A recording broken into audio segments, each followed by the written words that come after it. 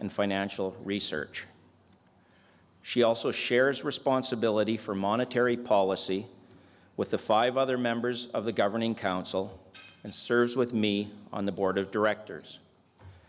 Carolyn has extensive experience with financial regulation, which, especially since the Great Recession, has emerged as one of the most interesting, complicated, and important financial issues.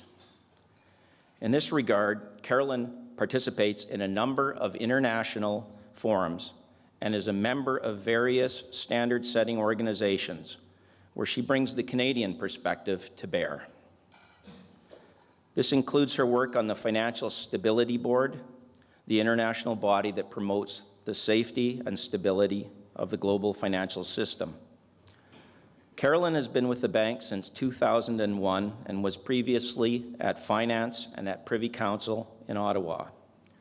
Last year, she was named by the Women's Executive Network as one of the top 100 most powerful women in Canada. And you can find support for this right where it counts in your wallet, because she's the first woman to sign our banknotes. Based on what I have seen during my 3 years at the bank, Carolyn and the Governor lead a thoughtful, experienced brain trust that's deeply committed to the economic well-being of our country. Carolyn is obviously intelligent, accomplished, and knowledgeable, but she's also a great mentor and team leader and builder. She works tirelessly and plays a pivotal, essential role at the bank and in our economy. So now it's my great honor to introduce the Senior Deputy Governor of the Bank of Canada. Please welcome to the podium Carolyn Wilkins.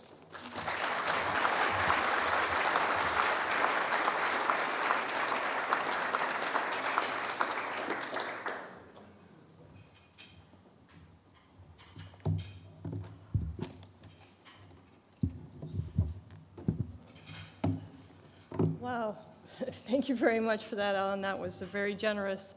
It is absolutely great to be in Winnipeg today, and I'd like to thank the associates of the Asper School for the invitation to talk about the Canadian economy. I was really fortunate this morning. I got a chance to get out for a run, and I went down to the area that's called the Forks, and it's a really beautiful area. I had the chance to see the Canadian Museum of Human Rights, and it is absolutely spectacular, the architecture, and looking forward to seeing it tomorrow when we go on a tour. And the museum is a reminder that all people are worthy of respect and of dignity, regardless of their differences. And the 150th anniversary of Confederation is the perfect opportunity to reflect on the strength that comes from diversity. And just a couple of weeks ago, the Bank of Canada issued a commemorative banknote that celebrates the diversity of our nation builders, as well as the diversity of our landscape. And if you can see the screen, you'll just see it's a work of art. Now, diversity comes in many forms, and today I'll speak about economic diversity and the strength that comes from having multiple sources of growth. You'll remember, of course, that the Canadian economy was hit hard by the collapse in oil prices in 2014. Fortunately, the adjustment to lower oil prices is now largely behind us, and we're looking for signs that the sources of growth are broadening across sectors and regions. As I'll explain, the signs are encouraging. Now, it probably won't surprise you to know that my colleagues and I spent a lot of time poring over the data to see how the economy is evolving. But data rarely tell the whole story, which is why we spend a lot of time talking to people. We do this through formal surveys on important economic questions and also through outreach discussions. And this week with the Board of Directors here, we're going to have a chance to speak with business people and other community members. And we're quite looking forward to this discussion because the province is a vibrant microcosm of the Canadian economy. Now, Manitoba has a number of unique dimensions. They range from world-class ballet to world-class winters. In fact, I'd say that Ottawa sometimes rivals Winnipeg on that dimension. Yet Winnipeg shares almost the same structure, or Manitoba shares almost the same structure as the overall Canadian economy when it comes to sources of GDP. There's a few charts up there if you want to look just to see that this is true. If you look at the shares of GDP, you can't really tell which column there is Canada and which one's Manitoba, whether it's domestically oriented industries that are in purple, export-oriented industries that are in yellow, or the public sector, which is in green. Now, Manitoba's diverse economy has been a source of strength over the past decade. The economy expanded by slightly more than 2% per year on average over that period, and that's about half a percentage point higher than the average growth in Canada over the same period. So, as I talk about economic diversity today, I'm going to first explain why it matters to a central bank whose main goal is to achieve low, stable, and predictable inflation. And then I'll walk you through what the key sets of information that we look at have been telling us. And finally, I'm going to outline some of the issues that we're considering as we prepare for our next economic update. This is going to be published in the Monetary Policy Report on July the 12th, along with our interest rate decision. Diversity comes in many forms, and I'll mention two that relate to the Canadian economy. Now, the first is diversity with respect to our nation's industrial structure. In other words, the range of goods and services produced in Canada. And this is important because diversity at the sectoral level makes the economy more resilient to shocks, although not immune to them. It's kind of the economic equivalent of not putting all your eggs in one basket. And anyone who's attended business school or managed an investment portfolio will be familiar with the benefits of diversification. Now let's remember, Canada has benefited over history from its wealth in natural resources. But when the oil prices fell from their highs in mid-2014, the regions of Canada that rely on oil and gas were hit hard. As these regions underwent a difficult adjustment process, sectors in other parts of the country were able to help absorb the slack that was created. The service sector, for example, was a primary force. And this is a demonstration of the benefits of diversity in the Canadian economy. Now, monetary policy stimulus and a lower dollar together provided the support to aggregate demand over this period and facilitated adjustment of labor and capital that was required. You'll remember that the Bank of Canada reduced the policy rate by 50 basis points in 2015 to near historic lows. The second form of diversity, which I'll focus on today, relates to the sources of economic growth. Generally speaking, while growth might bounce around from quarter to quarter, it's more likely to be sustainable over the medium term if its sources are broadly based. Just as an example, growth in exports helps to generate the income required to sustain growth in household spending. And similarly, growth in spending is more likely to be sustainable if it's matched by growth in business investment that enhances productive capacity. And there are also important regional and sectoral aspects to sustainability. Now, while broad-based growth is desirable, it's not under the direct control of monetary policy, and it's not our objective. We target a 2% inflation rate, and that means that it's the outlook for overall inflationary pressure and related risks that matter most when we consider the appropriate stance of monetary policy. So even if only a few sectors were expanding enough to absorb the excess capacity in the aggregate economy, we would need to take the appropriate monetary policy action to meet our inflation target.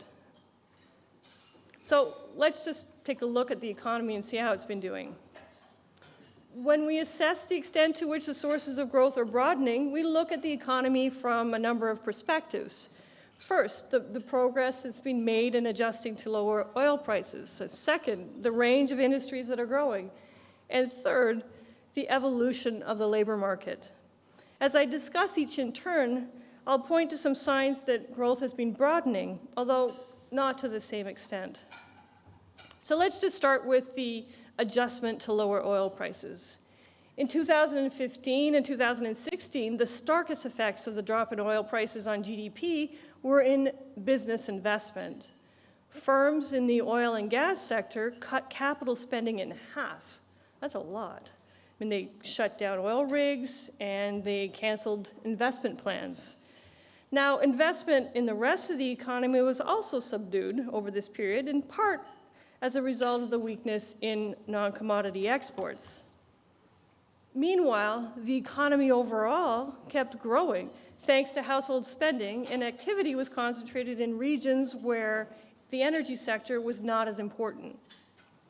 Today, as we move past the adjustment to lower oil prices, we're seeing the economy pick up. A couple of weeks ago, we got the first quarter data for GDP from Statistics Canada, and it was pretty impressive. Growth was at 3.7%. And the figures show that business investment is growing again. Now, this is in large part because capital expenditures in oil and gas have bounced back, and this is good news. That said, investment growth in this sector is likely to moderate if oil prices stay around where they are today. More generally, ongoing uncertainty about the policies of the U.S. administration are weighing on investment plans. And given how business investment has declined in the past 2 years, we flagged it as one of the downside risks to our outlook in our April monetary policy report. Now, growth in the first quarter was also fueled by the usual suspects, consumer spending and residential investment.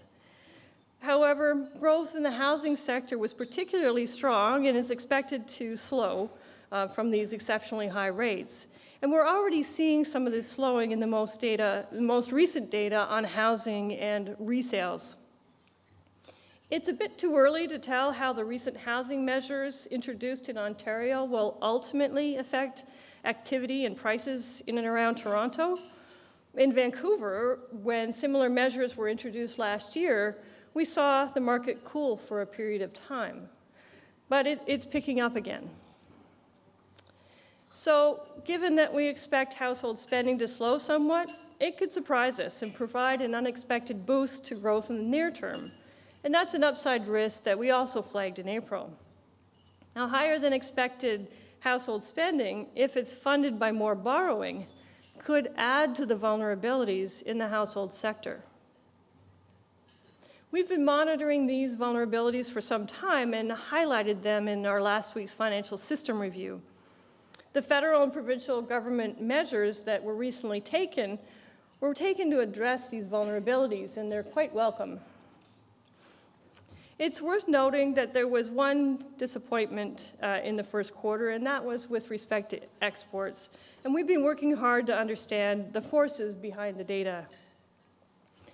Talked a lot about the first quarter, and it's important as a central banker to really step back from that particular quarter and think about, well, what are the more general signs we're seeing of adjustment? And when you do that, you can see indications that demand in energy-intensive provinces has been strengthening since last fall. You just need to look at motor vehicle sales and housing resales on the chart that's up there to see that. Now, one challenge that we have when we want to assess the geographic diversity of growth is that it takes longer for provincial data to be published. And to get an idea of how long the lags are, this year's data on growth by province won't be available until well into 2018. And that's why at the Bank of Canada, some staff recently developed models to get a timelier read on provincial GDP. And if you're interested, we published a paper on it today. What these models point to is a broadening in provincial activity this year, in contrast to the lopsided growth that we've seen over the past couple of years. And you can see how energy-reliant provinces, those are in green, have posted a nice improvement in growth in 2017. We also see a regional broadening of demand in the results from our most recent Business Outlook survey. Executives across the country responded more optimistically about their future sales and their investment plans than they did just a couple of quarters ago. We also see broadening when it comes to growth across industries. And this chart that's up there shows the contribution of growth from the production of services, it's in blue, and the production of goods in red. And you can really see from that chart the adverse effect the oil price shock had on goods production in 2015 and the first half of 2016. I mean, the fact that growth was positive at all is entirely due to a resilient service sector. Now, as oil and gas related sectors have stabilized, the goods sector as a whole has started contributing again. And what's encouraging is that this growth is not being driven by just a few key industries. That's pretty important. What the data show us is that more than 70% of industries have been expanding, and that's a rate we haven't seen since the oil price shock. It's the kind of diversity that helps support strong and sustained overall growth. I don't know about you, but when I think about the main drivers of growth, economic growth, industries like mining or motor vehicles, aerospace kind of pop to mind. And while these industries still matter a great deal to the economy, many service industries are increasing in importance. Consumer systems design and related services have been growing nearly 10% in the past year. And this sector is now as big as motor vehicles and aerospace combined. That's a pretty important sector. It's not all about computers, though. More areas of the service sector, such as financial services and air transportation, are also engines of growth. And this is helping household spending, the household spending that we've seen. So I'm going to turn to labor markets now. Developments in labor markets are largely consistent with the evolution of economic activity that I just discussed. And it's not surprising that job growth in the past couple of years has been concentrated in services. And this has offset significant losses in goods employment. More recently, though, jobs in good-producing industries are on the rise. And you could see the improvement by looking at the blue line in the chart, which shows the jobs created over the past year. Some sectors really stand out. The technology sector has been creating a lot of jobs, many of which are very well paid. And as sources of growth become more diverse, gains in employment are spreading across the country. This map shows provinces that had job losses in red and those that had job gains in green. And on the left panel, that's the adjustment period from the oil price shock. If you look to the second panel on the right, it shows the evolution of October, and we're really happy to see that there's a lot more green on that second panel. Now, we know that the adjustment to the labor market is still underway in some regions, and that this is difficult for many people and for their families. Alberta and Newfoundland and Labrador, in particular, have not recovered all the jobs lost in the aftermath of the oil price shock. Meanwhile, Manitoba has the lowest unemployment rate in Canada. Being able to judge the sustainability and evolution of growth is critical for a forward-looking central bank that targets inflation. To meet this objective, we use our policy interest rate to stimulate or to slow economic activity, depending on how we judge the evolution of inflationary pressures. And once inflation reaches our target, maintaining it there requires growth to be sustained at the economy's speed limit, what we call potential output growth. Now, monetary policy actions influence financial conditions and economic decisions almost immediately, but they can take up to 2 years to have their full effect on inflation. To ensure that inflation gets back to target on a sustainable basis, we must consider not only current economic conditions, but also how they'll evolve. I mean, just think about it. If you saw a stoplight ahead, you would start letting off up on the gas so that you could slow down smoothly. I mean, you don't want to have to slam on the brakes at the last second. Monetary policy must also anticipate the road ahead. Right now, slack in the economy is still translating into inflation that is below our target. Headline inflation stood at 1.6% in April, in part because of the transitory effects of competition among food retailers. Now, for the purposes of monetary policy, we also look at several measures of core inflation to see past what we call the transient volatility in headline inflation. These measures have drifted down in recent quarters and range from 1.3 to 1.6%. And this is consistent with the lagged effects of excess supply in past quarters. Other indicators also point to ongoing spare capacity in the economy. We've seen moderate growth in wages, and the number of hours that people work has only recently picked up, although employment growth has been strong. All said, our base case projection in April was for the output gap to close sometime in the first half of 2018, and for inflation to return sustainably to target around the same time. We're in the process of doing our next projection, which will be released in July. We'll digest all the new data since the April report and update our assessment of inflationary pressures. We'll also look at how the main risks we highlighted in our April report have evolved. I've already mentioned the risk of slower investment growth that we highlighted and the risk of stronger growth in household spending. But we also underscored a risk that even stronger growth in the US could lead to a big jump in business confidence, or what John Maynard Keynes would have called animal spirits. And given that we don't know how much capacity might be built up as the economy expands, we pointed to the possibility that potential growth may be stronger than we assumed in our base case projection. Of course, we're all acutely aware of the uncertainty of the policies of the US administration, whether they're related to tax, trade, the regulatory environment. We already factored in some of the effects of that uncertainty in our April report. Until we get more information, it's going to be difficult to gauge the impact of any proposed policy changes more precisely than we did then. And this is likely to remain an important uncertainty in our projection. But life goes on, and decisions must be made in the meantime.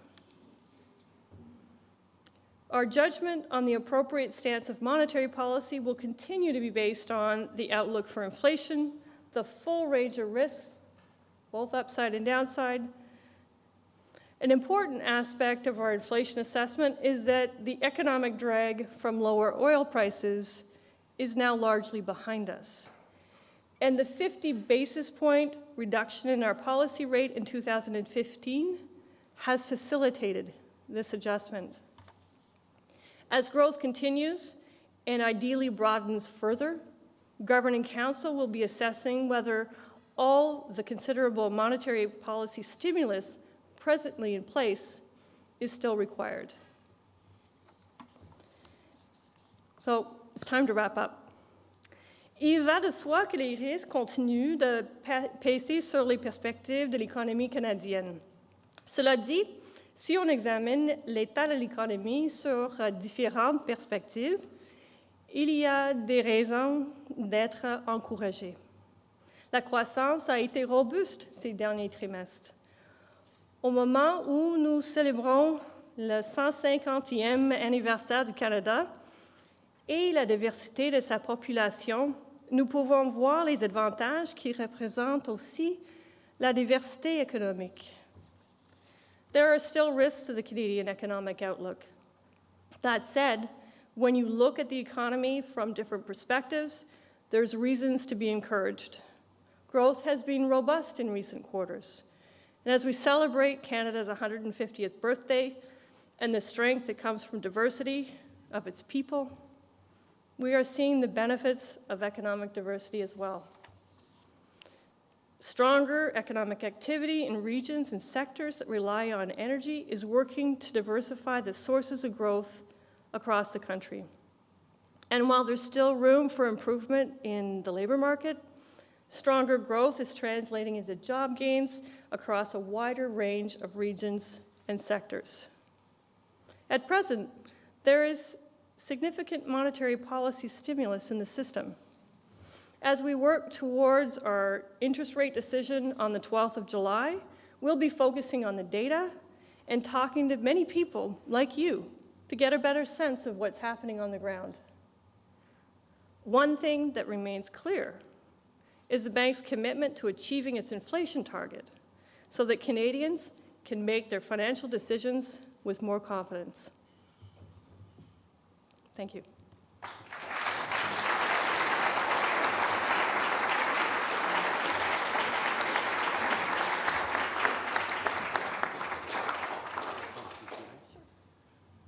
I think we've got some time for some Q&A, so maybe we'll start with Gadi Jacoby, our interim dean of the Asper School, to lead us off in the Q&A discussion.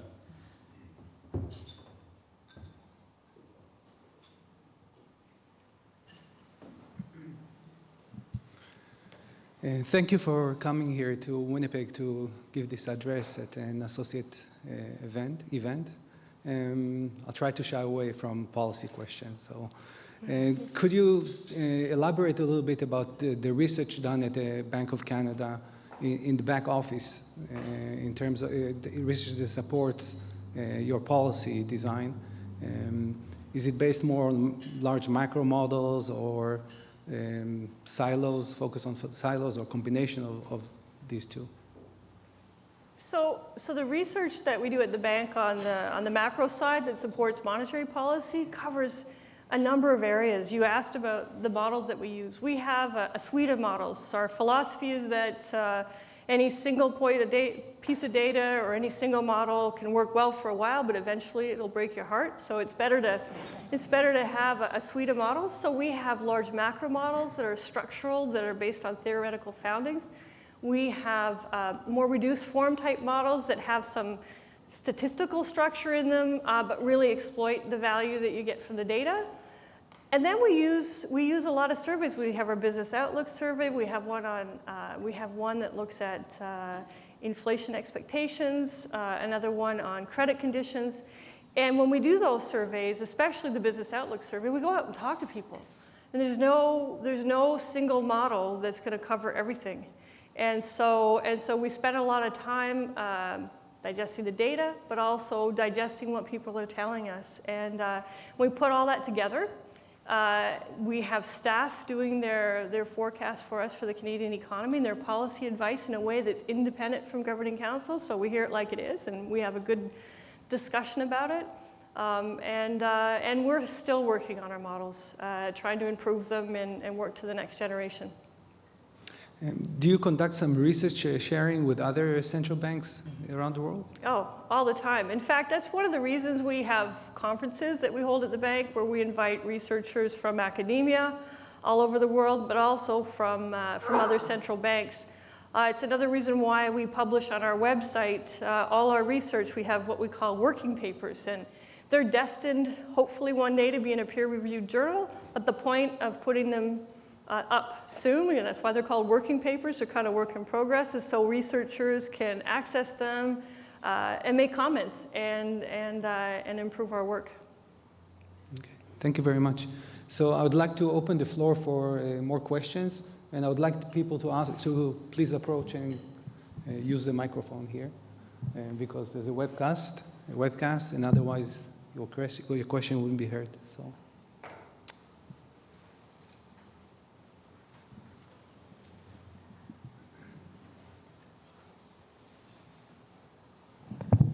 Given what we read about the real estate bubble in both Vancouver and Toronto, how concerned should we be about a bursting of that bubble, the impact on the Canadian economy as a whole? Yeah.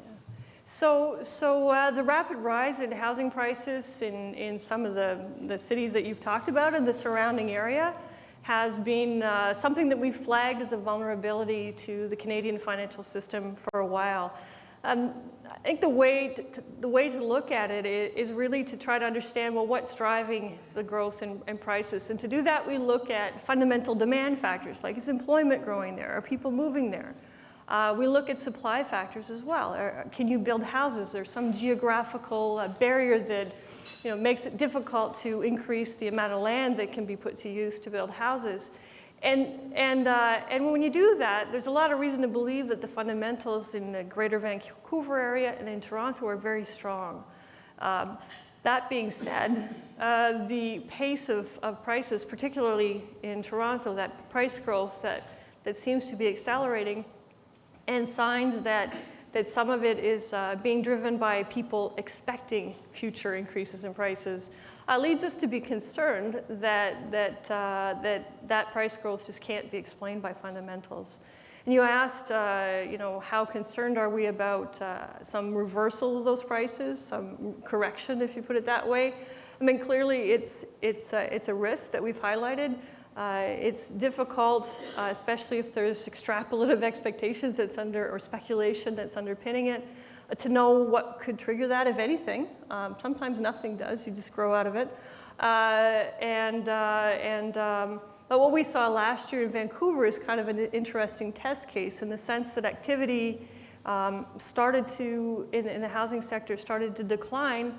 Resales, for example, well before the policy changes were made. And part of that could have been that it was just slowing down under its own weight. I mean, when a house costs that much money, somebody actually has to buy it. You actually have to be able to buy it. And so at one point, there's natural forces that allow those to slow. We did some analysis in our financial system review to look at what would be the consequences if there were localized reversals in prices. And what we concluded all depends on the scenarios, but the ones we looked at looked like it would be difficult for those regions, but not something that would create more macroeconomic consequences for the Canadian economy as a whole.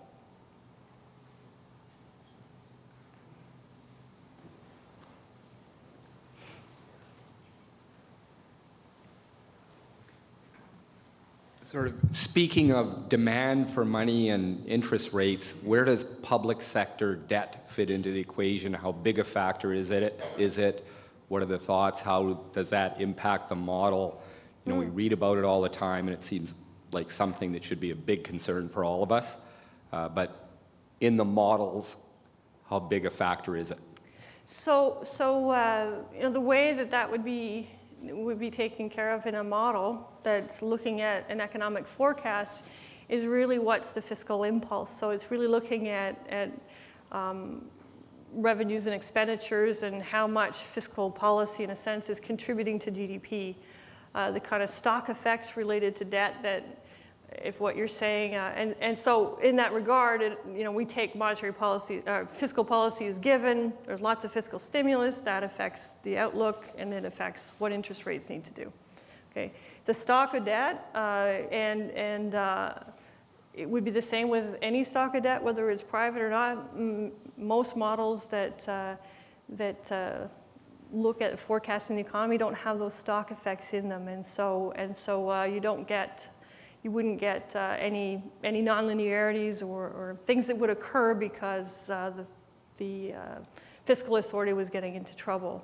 And certainly in Canada, at the federal level, the debt to GDP ratios are relative to other countries, not that remarkable. And the federal government has undertaken some infrastructure spending, just as an example, that is important to our forecast in the sense that it's, by the end of our forecast horizon, is adding about a percent to GDP, to the level of GDP.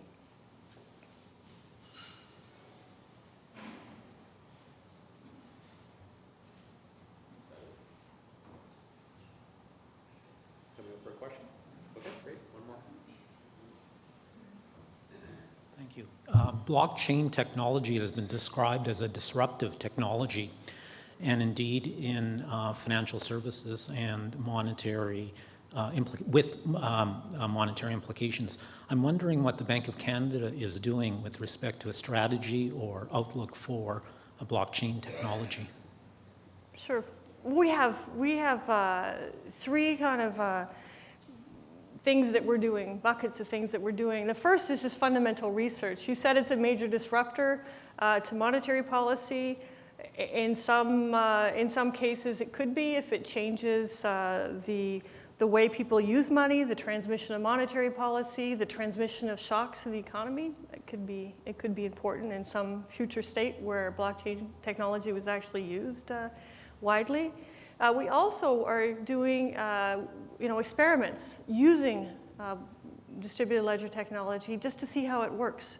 They're real pure experiments because we don't see using that technology anytime soon ourselves.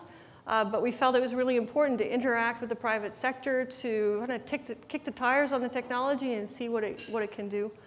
And finally, we're doing international work with the Financial Stability Board. We're interacting with the International Monetary Fund and others to compare notes, to talk with industry, and to see whether this kind of technology presents any kinds of opportunities or risks that authorities should be aware of as they set the regulatory environment.